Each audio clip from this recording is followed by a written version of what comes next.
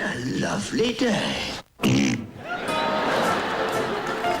Starring John Cleese.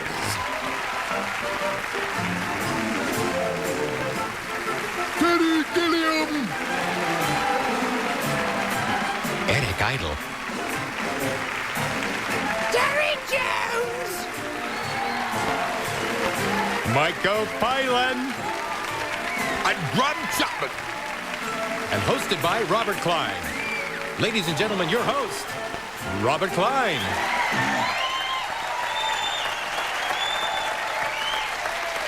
Thank you very much.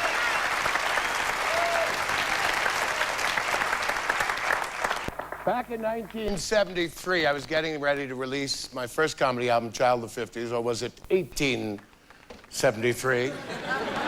And in the studio was this album. We were on the same label. It was called Now for Something Completely Different. I put on a cut, and it was completely incomprehensible to me. Then a few days later, there was a screening at a producer's house of a film called And Now for Something Completely Different.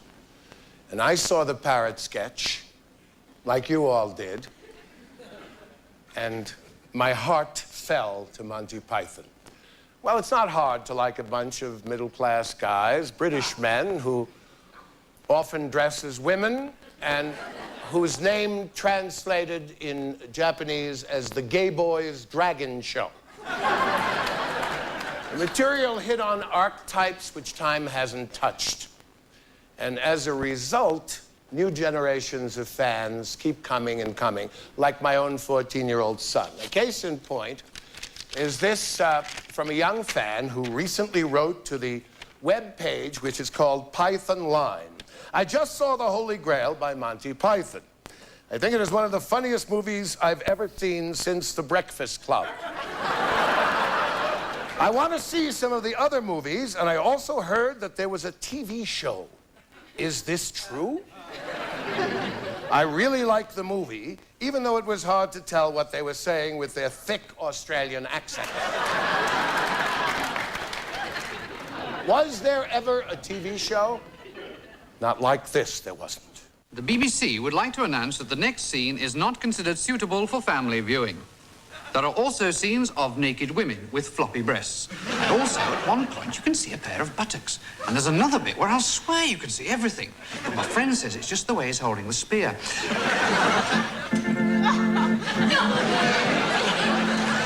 And now for something completely different.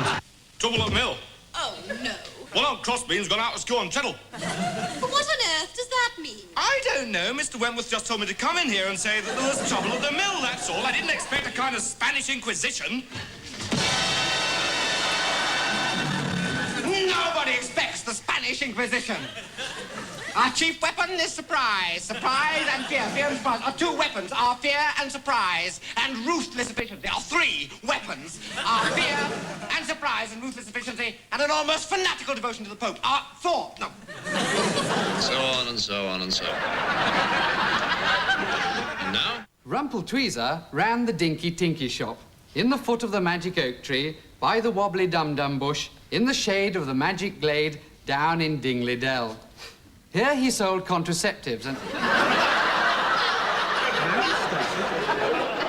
My hovercraft is full of eels. My hovercraft is full of eels. Matches. Huh? Yeah. Do you want to come back to my place? Bouncy, bouncy.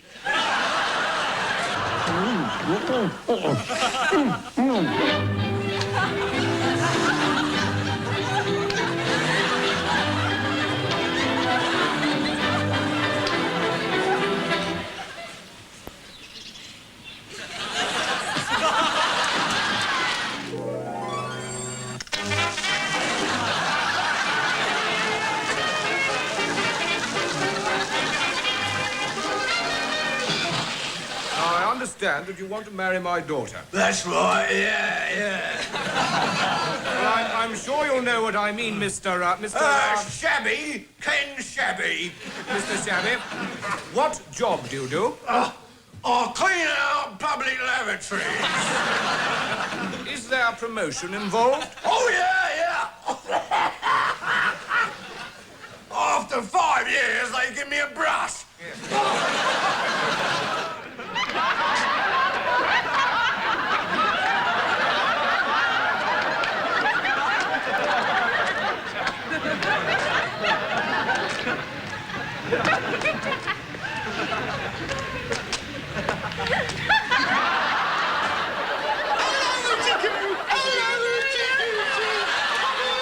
Look at him laughing, eh? He's a chirpy little fellow, isn't he? Isn't he a chirpy little fellow, eh? Does he talk? Does he talk, eh? Of course I can talk. I'm Minister for Overseas Development. Could I have a quick cup of tea, please? I have an important statement on Rhodesia to make in the Commons at 6. Oh, Mrs. Megabite has exploded! And then? A wife interested in, photographs, eh? I don't mean photographs. He asked him knowingly. Photography? Yes. Nudge, nudge, snap, snap, grin, grin, wink, wink, say no more. Holiday snaps. Could be taken on a holiday, could be, yes. Swimming costumes, you know what I mean? Candid photography, you know what I mean? Nudge, nudge. No, we don't have a camera. Oh, still. Whoa, eh? Whoa, eh? Look, are you insinuating something? Oh, yes. Well?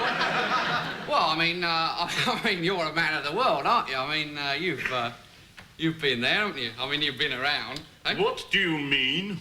Well, I mean, like, you've done it. I mean, like, you know, you slept with a lady. Yes. What's it like?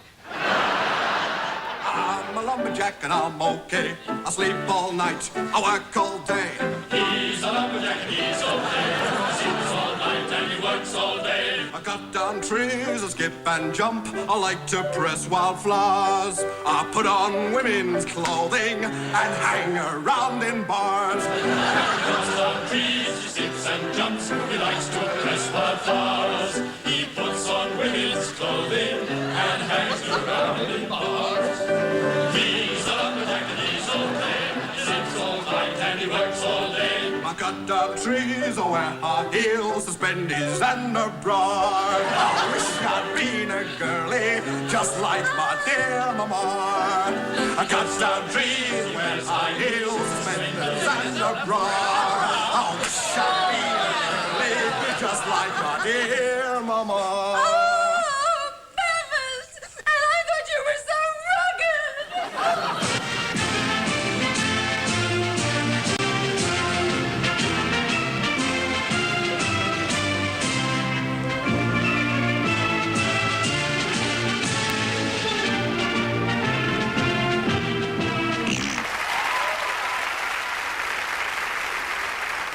And now, ladies and gentlemen, the almost full Monty.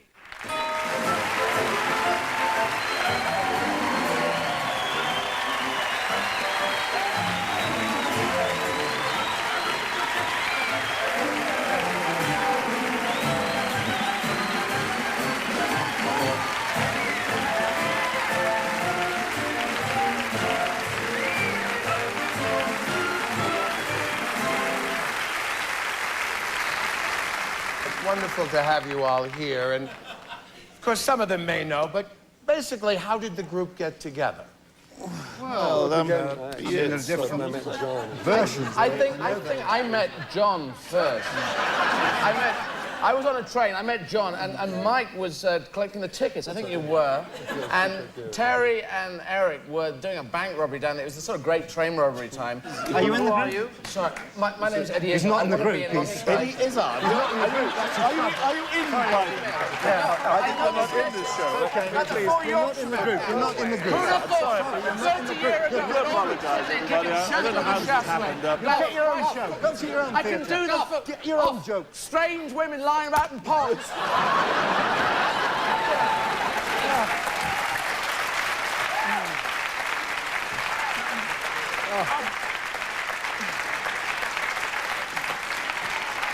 Clear off. I'm I'm so sorry. The security around here is ragged, you know. You were a fool for a minute. So, let me ask you this. How did you all get together? Well, I remember that John had run me. I remember sort of my doing this show called U.S.A. And then we did this thing. I noticed a tendency for this program to get rather silly. Now, I do my best to keep things moving along, but I'm not having things getting silly. You were 6, and of course, Graham Chapman passed away in 1989. He would have loved this. He would have done. But he's dead. He is no more. Stone dead. He is no more. Yeah. Cease to be. Stone fucking dead.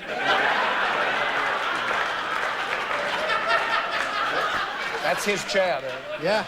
It's a tragedy. You've got a nice chair for him, but he won't. I'm sorry that I never met the man, and I wish he could be here because he would love this. Well, he is here. Actually, I mean, I brought him. You from brought London. him? Yes. Shall we have him on? Please. Yeah. Graham Chapman.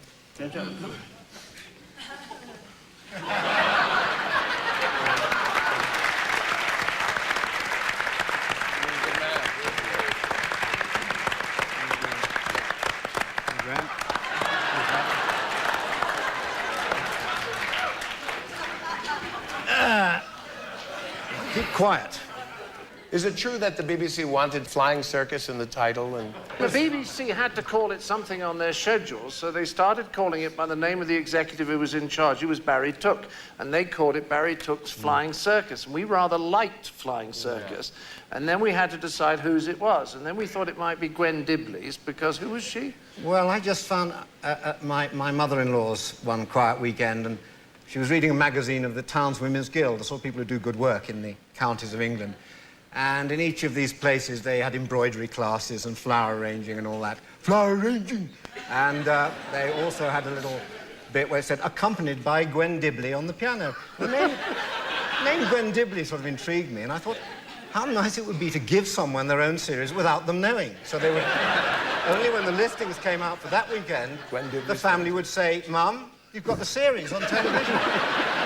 The thing was, it was called, the very first scripts that went into the BBC were called Bun, Wacket, Buzzard, Stubble and Boot, which was a football team. It was the frontline football team that John and Graham had.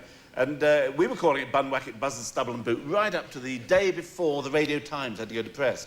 And the BBC rang us up and said, no, come on, you've got to call it, we can't call it this, you've got to call it something sensible. This is stupid, you know. So we're all sitting there in John's place, I think, as far as I remember, and we said, oh, it's got to be somebody's Flying Circus. And I think John said, well, how about... something slimy and slithery, or sort of like But untrustworthy, a typical Yeah. show business agent. So we all said, Kent. Python. And then somebody else shouted out Monty, which made us laugh because Monty to us means Lord Montgomery, our great general in the Second World War. I see. I didn't know that. I thought it was Monty Sunshine, the jazz music. It was a great moment. I rushed home to my brother and said, we've got a title at last. It's going to be Monty Python's Flying Circus. And he said, it'll never work. Forget it. Monty Python's Flying Circus!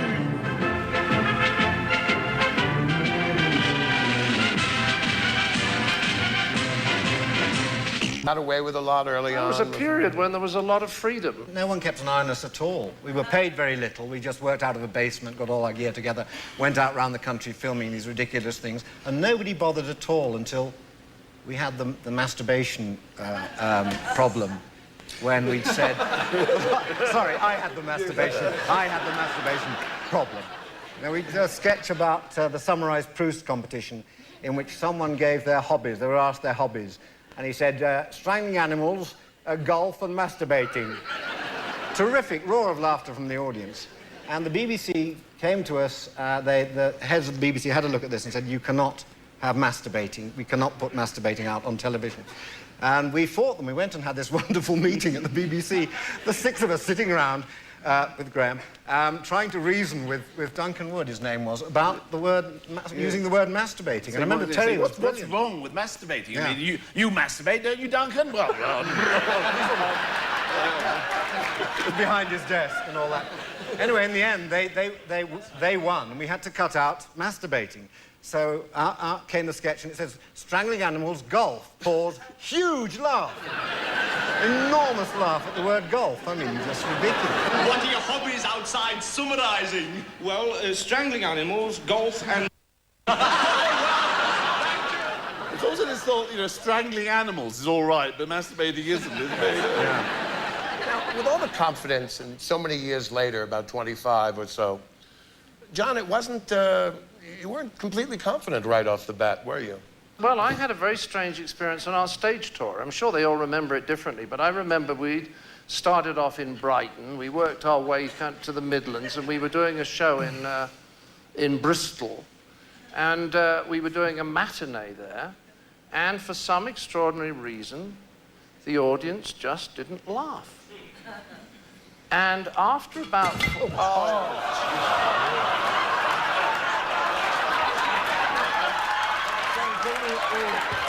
my God.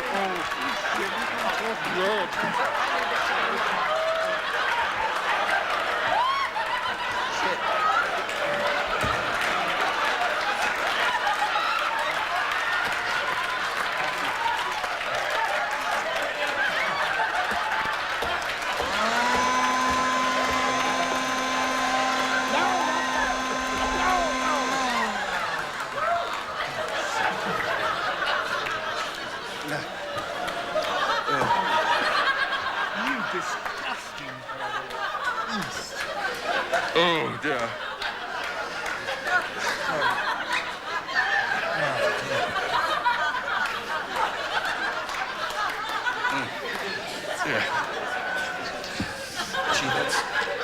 So after about 4 sketches...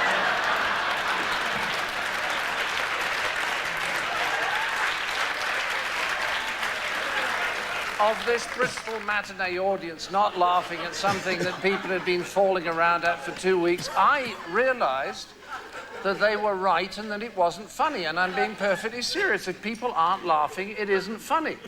And then the next house came in the evening, and they started to laugh again in all the right places, and the show became funny again. But I mean, comedy's incredibly brittle, and if something goes wrong with the atmosphere, you're dead. I mean, the first recording, I remember the reaction being very, very quiet, because the BBC have a sort of audience selection unit, and as they didn't know what Monty Python was going to be like, they didn't know which audience to get for it, so we had an audience of old-age pensioners and people, you know... And they thought it was a circus.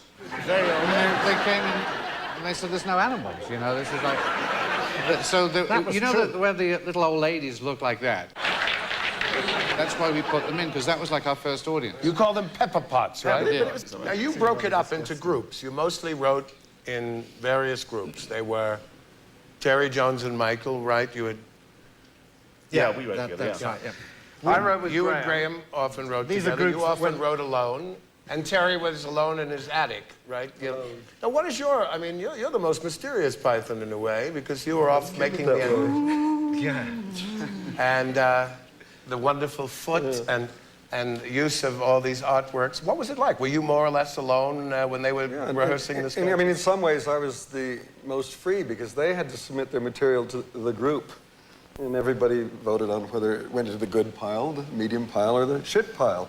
And my stuff was never comprehensible to them, and often not to me either. And it's and I would try to explain it to them what I was doing, and they would all just look like they're doing now. I thought that It's time for the cartoon.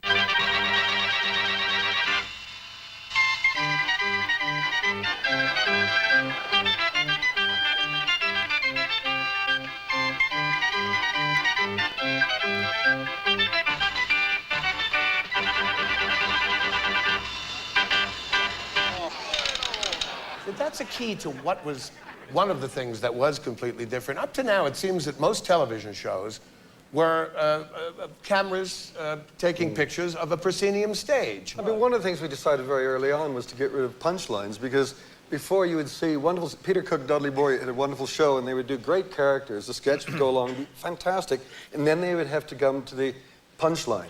And invariably, the punchline wasn't as good as the body of the sketch. That's so right. We solved it, you know, the Gordian knot, chop, get rid of punchlines. This is the silliest sketch I've ever been in. Shall we stop it? You're all right. one of the things we were trying to do with the show was to try to do something that was so unpredictable that it had no shape, and you could never say what the kind of humour was. And I think the fact that Pythonesque is now a word in the Oxford English Dictionary shows the extent to which we failed in this attempt. There was one thing I really wanted to do at one point, was that the show would be going on, and we would slowly take the sound down in a sketch, and do it very slowly so people all over England would then get up, turn up the sound a little bit, and go back, and it'd go down a bit more. And this would go on for about 5 minutes until it was at its maximum level, and then we'd make the biggest noise we could and blow up every set in the nation. Well, they didn't let us do that. The BBC has rules about these sort of things. Well, go ahead. I was just going to say that the trouble now when I watch these shows is, you know, we did do some of these things really for the first time. And when you watch them now, you can't remember quite how you reacted to this completely fresh thing. You know, we've lost something. We can't see him again now in the way that the first audience did. So that kind of killed the evening, didn't it? Graham? I'll go. Sorry. Sorry about that. I'll go and talk. Oh, he's so tender. Well, at least it gives us a chance to talk about John now, hasn't it? Yes. probably Ask going any to talk to one questions of the about John or his psychiatrists. Come back, John. He says he'll come on if we talk about sketches he's written. OK, so let's talk about... Can you remember any, Eric? No. Argument. Argument. Argument was a very good sketch. Excellent. An argument is a collective series of statements to establish a definite proposition. No, it isn't. Yes, it is. It isn't just contradiction. Look, if I argue with you, I must take up a contrary position. But it isn't just saying, no, it isn't. Yes, it is. No, it isn't. Argument's an intellectual process. Contradiction is just the automatic gainsaying of anything the other person says. No, it isn't. Yes, it is. Not at all. No, look. Thank you. I understand that you obviously like New Zealand cricket. Johnny, it's okay. Such a little premature. Imagine what it was like in writing sessions, can't you? No, We just said how much we Well, liked what was it like in writing sessions? Oh, what was it like in writing? Well, actually, I remember it was rather fun, because what used to happen is we would go away for 2 weeks, and they would write, and they would write, and I would write, and Terry would do sketches, and then we'd come together for 2 or 3 days, and we'd go to Terry's house, and we'd just start to read out the material. You'd take it in turns to read out the material. And sometimes it was absolutely hysterical. I mean, it was fun to hear the things done, performed for the first time. It was the best time of Python, I think, the it was reading out the sketches, because you'd start the sessions, you'd know you're going to hear something that you'd never heard before, and that was going to make you really laugh. And then the other thing that was very good, I thought, was that people are very good critics of each other's work. So they say, you know, that's really funny, that bit on page 2 to page 3, but then it goes off. And so what would happen sometimes was they'd say, well, why don't we know how to finish that? So the sketches would swap around. Or they say, well, why don't we just cut it there or bring in the Colonel? So there was a good deal of editing, which was very good, group editing. Yeah, I mean, and there's a great deal of honesty, and people's feelings were hurt. But the fact was, you could actually say, that's a piece of shit, you know, and nobody would really cry. Is the benchmark really that it made you all laugh? And you That was thought it. was funny? All. That's I the way think it it had should to be be. just about all. Yeah. And I don't think that's happened since. I mean, 6 people, it was all about making 6 people laugh. Yeah. That was the end of it. There were no producers, there were no executives, there were no market research people saying this is what the audience should be going for. It was 6 people. We wish. Struck a chord there. As you all know, the parrot sketch seems to be voted the most, the favorite. You know. It's a wonderful sketch. It is a wonderful sketch. And Who wrote it, John? Who wrote that sketch, I wonder? I think it was Graham. You wrote it. Did I write that one? Well, it came from a mechanic, a fellow who fixed cars and who had an He excuse. was a man for I knew who I bought a car off, and every time he took the car back, whatever was wrong with it, he'd say, oh, it's all right, it's you know, he'd have an excuse for everything. The door's fallen off. Well, they do on these cars, they're new. You have any trouble bringing it in? The brake doesn't work. I've gone down the hill, smashed into the wall. All right, well, bring it in. Bring it in, I'll have a look at it. It's lunchtime at the moment. And we'd done this sketch, and then for another show, which had not been seen by many people, and Graham and I had this odd feeling that there was something very funny here. If only we could find the right context for it. And we then decided pet shop. And would it be a dog or a parrot? Hello, I wish to register a complaint. Hello, miss. What do you mean, miss? Oh, I'm sorry, I have a cold. I wish to make a complaint. Sorry, we're closing for lunch. Never mind that, my lad. I wish to complain about this parrot what I purchased not half an hour ago from this very boutique. Oh, yes, the Norwegian blue. What's wrong with it? I'll tell you what's wrong with it. It's dead. That's what's wrong with it. No, it's resting, look. Look, my lad, I know a dead parrot when I see one, and I'm looking at one right now. No, it's not dead, it's resting. Resting? Yeah. Remarkable bird, the Norwegian blue. Beautiful plumage, isn't it? The plumage don't enter into it.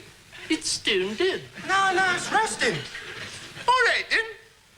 If it's resting, I'll wake it up. Hello, Polly. I got a nice cuttlefish for you when you wake up, Polly Parrot. There, it moved. No, it didn't. That was you pushing the cage. I did not. Yes, you did. Hello, Polly. Polly. Polly Parrot, wake up. Polly. Now, that's what I call a dead parrot.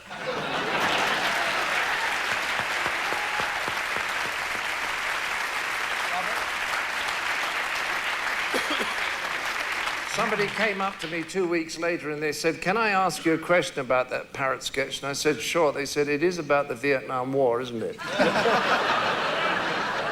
Didn't you do sort of a parody of this sketch as a testimony at Graham's funeral? Yes, I just thought it was right. I mean, the great thing about being around Graham is he just adored bad taste. Was he the house physician, incidentally, for the group? He was the doctor. He was the medical man, yeah. Glasses. Moustache. Handkerchief. I'm going to operate! I'm going to operate! Get rid of rain! Get rid of rain! Make a rain! There's a question from the Python Line website that I'd like to ask. Warum haben Sie sich entschlossen, Fernsehfolgen in Deutsch zu produzieren? Ja, vor 25 Jahren, wir haben 2 Sendungen gemacht für deutsches Fernsehen. Es war eine sehr angenehme Empfehlung. Ja. Jawohl. Er kann auf diese Weise eine billige Lache bekommen. Ja. Eine Meile auf den Fledermäuse toten. Ist ein Holzfäller und fühlt sich stark, er schläft des Nachts und hackt am Tag. Ich fälle Bäume, ich hüpf und spring, steck Blumen in die Vas. Ich schlüpf in Frauenkleider und lümmle mich in Bas. Er fällt die Bäume, er hüpft und springt, steckt Blumen in die Vas. Er schlüpft in Frauenkleider und lümmelt sich in Bas. That's pretty obscure to the Americans. Can you explain that? Well, the Germans came to us and they said, look, we don't have a sense of humor. Is it true? But we understand you do. Will you come to Germany and write a comedy show for us? And they said, we'll take you on a writing recce. And nobody's ever heard of a writing recce. You know, it was like 10 days holiday in Bavaria. So we said, sure, we'll go. And we went to the airport and we flew to Munich and they met us at the airport with huge steins of beer. And we were going there to write sketches for Germany, to do comedy sketches. And they took us from the airport straight to Dachau. This is a true story. And as we tried to get to Dachau, everybody kept denying they knew where it was. Oh, We'd stop and say, where's the camp? And they said, what camp? You know, you've not heard of this. I haven't. And finally we got there, and it was just closing. And as we drove up, they said, no, you cannot come in. And Graham said, tell them we're Jewish.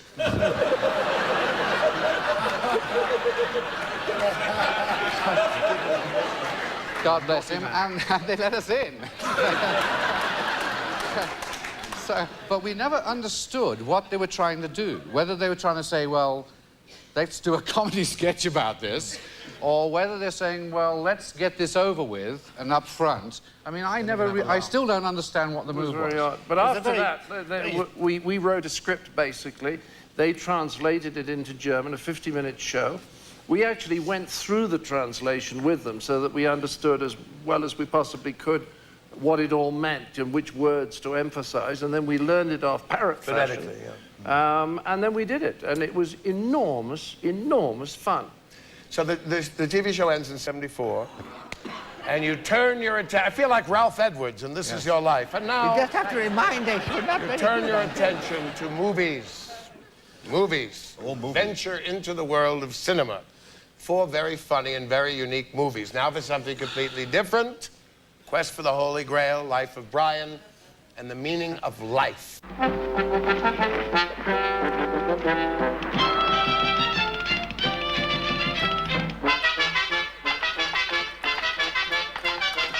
None shall pass. What? None shall pass. I have no quarrel with you, good Sir Knight, but I must cross this bridge. Then you shall die. I command you, as King of the Britons, to stand aside. I move for no man. So be it.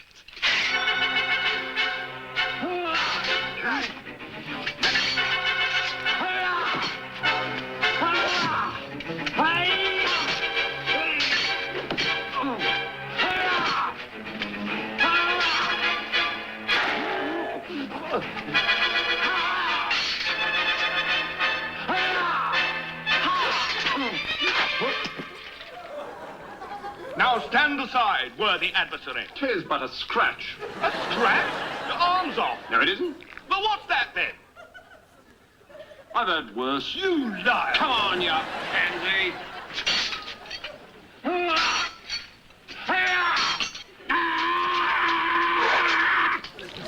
Victory is mine. We thank thee, Lord, that in thy mercy... Come on, then. What? Have at you!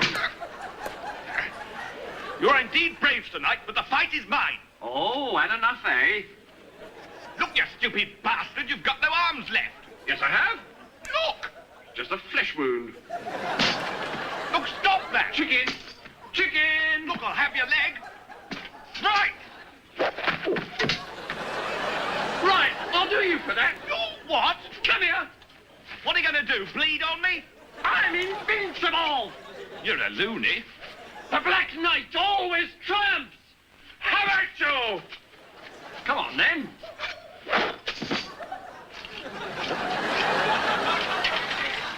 All right, we'll call it a draw. Come, Patsy. Oh, I see. Running away, eh? You yellow bastards! Come back here and take what's coming to you! I'll bite your legs off! No. The Black Knight part of that is, I always felt, is a wonderful example of something which can appear so gross for a moment, but is really very funny because he's showing no pain. Yeah. You call it cartoon, don't you? Yes, that's right. He shows no pain, and that's the key thing. I mean, I remember seeing it at the opening in New York when the Vietnam War was still on, and the audience just went deadly still, because then violence was a very bad thing, and so any form of violence, even cartoon chopping off of limbs, just they went still. And I think it was about your second leg, when that came off, they finally realized, oh, there's something funny going on here. You can laugh at violence in the right form. It was an odd film. I mean, that was made for very little money. I think 210,000. It's one of the virtues of having a budget, actually, because the reason we got to having the coconuts was because we couldn't afford horses. It was budget. As simple as that. Well, there was an original sketch, wasn't there?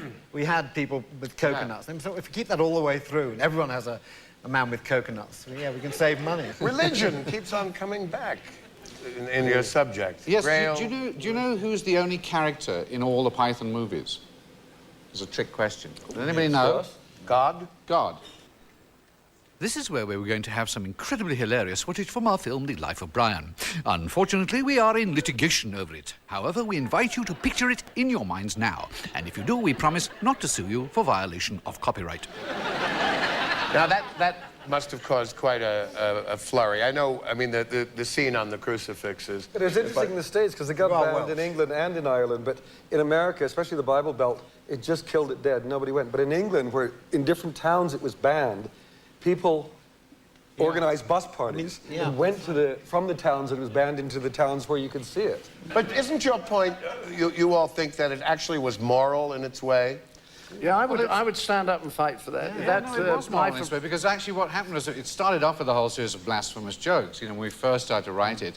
And after a bit, we went away and we did some research. We all read the books, we read books on the books and the Gospels and the Dead Sea Scrolls, and we did research and we came back and it's really very hard to make fun of Jesus Christ and what he says and what he is, because it's it's good moral philosophy. You cannot really abuse it. It isn't susceptible to laughter. So that sort of altered our thinking and where we come in. And we're very careful because we put him in twice. His birth is in there, and he's also giving the Sermon on the Mount. So what we did was like, wouldn't it be funny if you had somebody who was living at the same time who was mistaken for the Messiah? That's the way we got into it. And we were very careful not to put the Christ in there. And nobody even noticed that. Well, the crucifix was slightly reminiscent of... Yeah, but people were crucified. He wasn't the only person crucified. I know. But the thing was, there was nothing funny about what Christ said. And what's funny, really, is the fact that, you know, Christ said all these really good things about love thy neighbour and everything. And then for the next 2,000 years, people are killing each other and torturing each other because they can't quite decide how he said it. And I think I think the film is heretical, but it's not blasphemous. Yes, it's a heresy. I don't think it's a heresy. It's making fun of the way that people misunderstand the teaching. Of course it's heretical, John, because it's attacking the church. And that has to be heretical. No, it's not attacking the church necessarily. It's about people who cannot agree with each other. No, he is not. Why are we here? What's life all about? Is God really real? Or is there some doubt? Well, tonight we're going to sort it all out. For tonight, it's the meaning of life. I remember Mike reading out the Mr. Creosote sketch, which was for the meaning of life. It's the sketch about the big fat man who's throwing up in the restaurant. And I think it was just after lunch, actually, when Mike read it out. And nobody thought it was funny in the group, and it just went to the bottom of the pile. And then about a month later, John rang me up and said, "Hello, little Blum, you know that Mr. Creosote sketch? I think it could be quite funny, you know." I think what John had realised was that the waiter was the funniest part in it.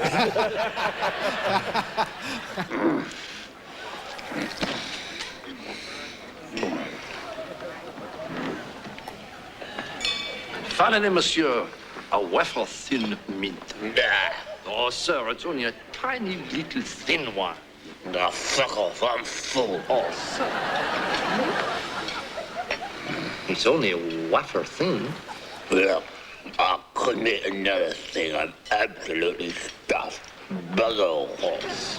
Just one. Oh, just one. Just the one. Yeah. Voila.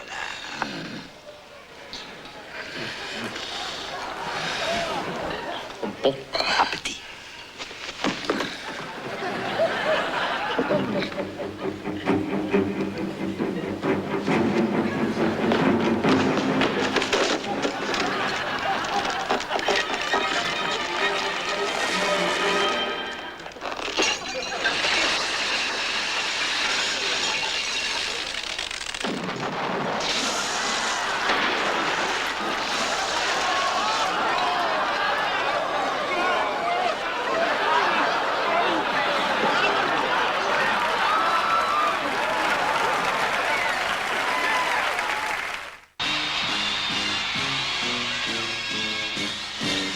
Sit on my face and tell me that you love me. I love to hear you moralize. When I'm between your thighs, you blow me away. Sit on my face and let my lips embrace you. I'll sit on your face and then I'll love you truly. Life can be fine if we're both 69. If we sit in the faces of all such a pleasant play till we're blown away.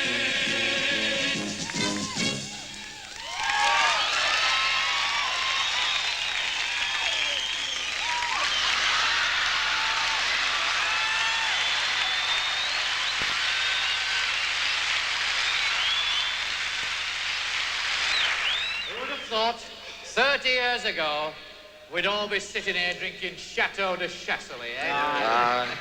Them days we're glad to have the price of a cup of tea. Aye, a cup of cold tea. Without milk or sugar. Or tea. We used to live in this tiny old tumble-down house with great big holes in the roof. House? You were lucky to live in a house. We used to live in one room, all 26 of us, no furniture, half the floor was missing. We're all huddled together in one corner for fear of falling. We lived for 3 months in a rolled-up newspaper in a septic tank. We used to have to get up every morning at 6 o'clock and clean the newspaper, go to work down the mill, 14 hours a day, week in, week out, for 6 a week. And when we got home, our Dad would thrash us to sleep with his belt. Luxury. We used to have to get out of the lake at 3 o'clock in the morning, clean the lake, eat a handful of hot gravel, work 20 hours a day at mill for 2pence a month, come home and Dad would beat us around the head and neck with a broken bottle if we were lucky. Well, of course, we had it tough. We used to have to get them out of the shoebox in the middle of the night and lick the road clean with our tongues. We had to eat half a handful of freezing cold gravel, work 24 hours a day at mill for 4 months every 6 years, and when we got home, our Dad would slice us in two with a bread knife. Right. I had to get up in the morning at 10 o'clock at night, half an hour before I went to bed, eat a lump of cold poison, work 29 hours a day down mill and pay mill owner for permission to come to work, and when we got home, our Dad would kill us and dance about on our grave, singing hallelujah. And you try and tell the young people of today that, and they won't believe you. No, they won't. Was it a revelation to you that when you did these live shows, they made you feel like rock stars, the crowds and all that? Towards the end, the early ones were a bit ragged, really. In fact, I remember Graham, very eccentric day one. I was doing the Ken Shabby sketch. Yeah, we're going on the carpet, and Graham forgot to come on. And he had the first line, which was the, man, so you want to marry my daughter? So we couldn't do anything till he came on, so I was sort of sitting there and I was sort of gobbing away, doing all this. And eventually, I never came on, you came on, dressed as an archbishop from the sketch, which was going to follow this one, and did the words perfectly. So it was a very bizarre sketch. Archbishop asking why he wanted his daughter's hand in marriage. Oh, very odd. When we got to New York, I always remember this on the opening night, is that we went out to do the first sketch. I can't think what it was. And we did the first line. I got this roar. You know, we thought, oh, wonderful, you know, here we go. And we then played the rest of the sketch to complete silence. I mean, not, you know, it was disoriented. Yet when we did the last line, and I came off and I said to the stagehand, what is going on? And he said, come. And he took me over and we looked through a little gauze thing in the curtain. And I looked at the audience and they were sitting there going, they knew the word. They knew the word. Well, they knew the word. And we used to do the parrot sketch. They would occasionally shout the line. When John was leaving a rather skillful pregnant pause, someone would shout the line, you know, deceased, and John would get very, very angry. It was probably the only show where you could dry and get a prompt from the audience. Yeah. And Carol Cleveland was on that tour, on those tours, wasn't she? Oh, good morning. Have you come to arrange a holiday, or would you like a blowjob? The reason Carol was in the show is because we were playing all the female parts, because we like dressing up. And we had one sketch which was really about sex, and it doesn't work when you're playing it with a guy in drag. It has different You never tried it, Eric. You never really, you know. I tried it once. So, you know, once a philosopher, twice a pervert, isn't it? And so we had to get a real female to make the joke work. And then so, was it... Howard, yes. Howard Davies brought in this girl, and then we liked her very much, and she was very funny, and we stuck with her. And did you hide in her closet? What? No? Well, I wasn't hiding. I'd gone to fetch something. I'd left an ads in there. It's the sort of thing you use for planing wood. You know? I'd left it in there, and I wanted to use it in the show I was doing after we finished our show, which I did a sort of carpentry show, which it was a sort of improv thing about carpentry, and I left it, and I thought, God, where is it? And it was in Carol's bloody cupboard in her room, and so, God.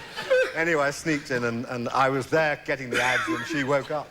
And the rest is history. I hid in his room once. We got back from filming on Jersey, and I was in the first car, and they gave me the key, and I went up and I...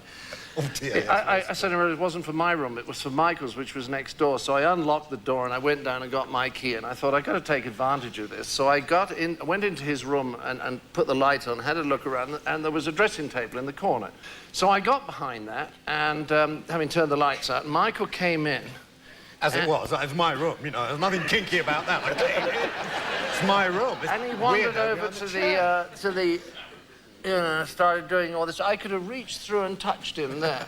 But he never saw me, and then he went over and started brushing his teeth, and then he started taking his clothes off, and he put his pajamas on, and he got into bed and put his glasses on and got the book and started to read, and I realized the joke was on me. And I didn't know what to do, and I sat there about 5 minutes, and then I just thought, well, I just got up and said, I'm awfully sorry, Michael, but I have to go. No, I remember what happened. No. Carol shouted, "Get out!" Oh, that was it. That was it. We want to kind of wrap it up with a few more questions from the internet. This one is kind of interesting. I suppose it's saying what your favorite is, but it says, suppose all of you died suddenly, and God said every one of you could return to Earth, provided you return as only one of the many characters you played during the Monty Python lifetime. Who would you choose? I choose the character I played, which was the front half of a pantomime horse. And I had to leap into a very high-powered sports car, Jaguar sports car, and drive it along Scottish roads dressed as a panto horse, just looking through this little slit underneath the throat, driving this thing at about 60 miles an hour. And you know, sort of that I could get very fond of. You know, it's a new Olympic sport, I think. So. I like Mr. Equator, because he'd just look at a woman and say, "Whoa, that's a nice pair, darling, isn't it?" Your sex life, not of Gilliam. No, I think I'd have to go and try to get the one I didn't get right, which at one point we were filming down in Dartmoor, and I had to come down as an American dialogue coach and say, "Okay." Oh, yeah. And I got down there, and I actually couldn't say "okay" in an American accent. Please, Mr. Salad, there isn't much time. Where is Neutron? Okay, give me another meatball, and I'll tell you. Completely blew it. Of course, I think the flaw about this whole question is it assumes you'd want to come back down to earth. Really. Yes. I suppose I'd be the lady who sells spam, spam, spam, spam. I suppose. Spam, spam, spam, spam, spam, spam, baked beans, spam, spam, spam, and spam. Oh, lobster thermidor, crevettes with mayonnaise sauce, garnished with truffle pate, brandy, fried in a pot and spam. I don't like spam! Yeah, I think I'd like to be a philosopher called Bruce, actually, because they're the most fun. You know, they could say all sorts of awful things like the whole bloody audience, you know, all the adults are on drugs and all the kids are on roller skates. Except I got that wrong, didn't I? I'll come in again. They're a typical Hollywood audience. Right. All the kids are on drugs and all the adults are on roller skates. Question from the internet, and there were many, was when are we going to see another movie, and what does the future hold? Well, when is all this clamor for seeing Python after all these years do something together Funny, you again? should How does ask it that. affect you? Well, we actually have rather a dramatic announcement to make, actually, tonight. Because we had a meeting here today in Aspen, in an oxygen tent. And we decided that as next year is the 30th anniversary of Monty Python, we are going to do something.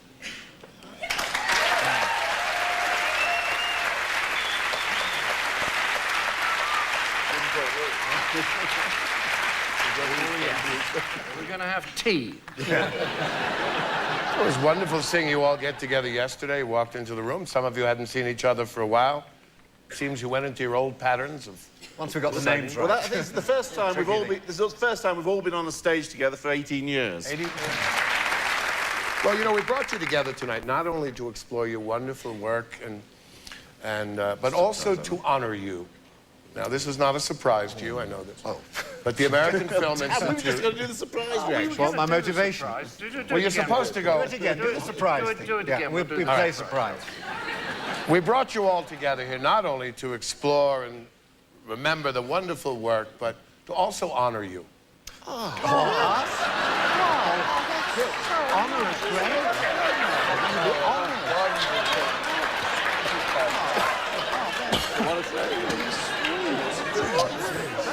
The American Film Institute has chosen you to be this year's recipients of their prestigious Star Award. And here to present you with this award is the Chair Emeritus of the American Film Institute Third Decade Council, Kathleen Summers.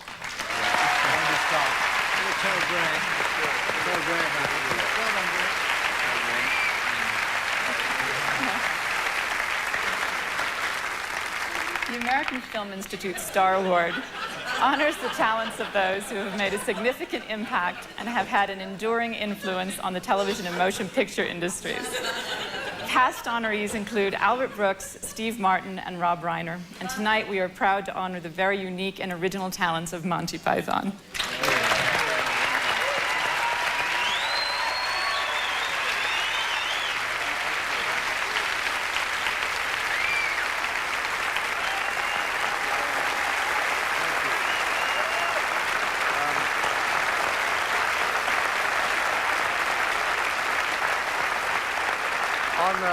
On behalf of the group, I'd like to say a word of thanks. We Monty Pythons started together 29 years ago, and here we are receiving this award at last.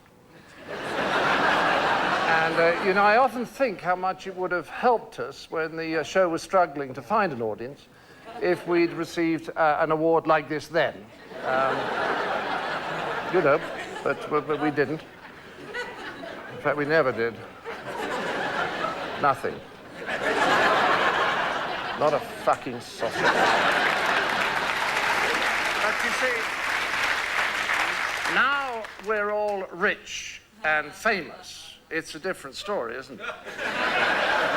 I mean, you're all creaming your jeans trying to find ways to rub shoulders with us now. So you drag us up to the backwoods of America to give us this bit of shit. Well, sucking up your way.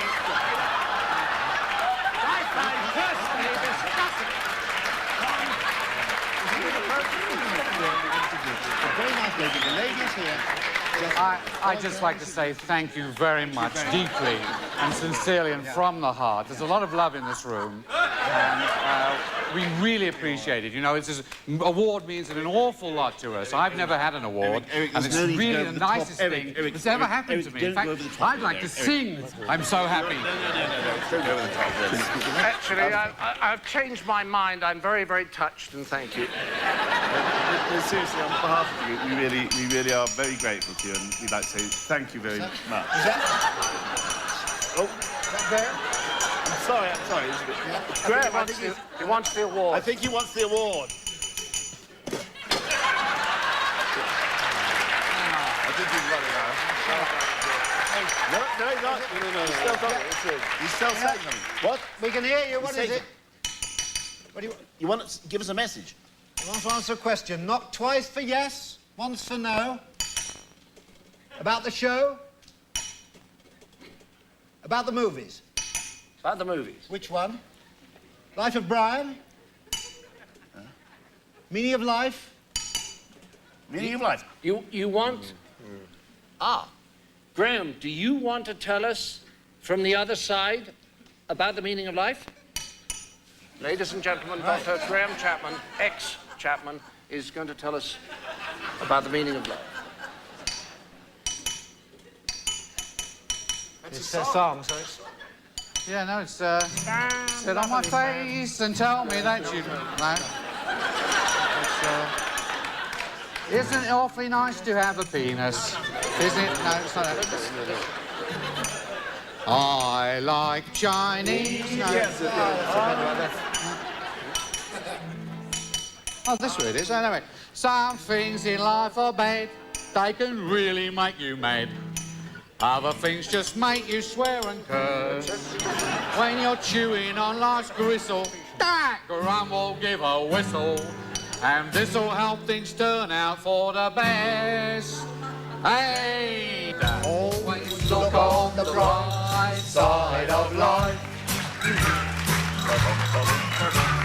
Always look on the light side of life. It If life seems jolly rotten, there's something you forgot. And that's to laugh and smile and dance and sing. When you're feeling in the dumps, don't be silly chums. Just burst your lips and whistle, that's the thing. And always look on the bright side of life. Come on. Always look on the right side of life. Milk, sugar. There we are. Well, I don't know what the tea's like. Well, life is quite absurd, and death's a fun word. You must always face the curtain with a laugh. Forget about your sin, give the audience the grin. Enjoy it, it's your chance anyhow. So always look on the bright side of life. Got through that one. Always look on the bright side of life. Always look on the bright side of life. Here we go. Always look on the bright side of life. Thank you so much for watching.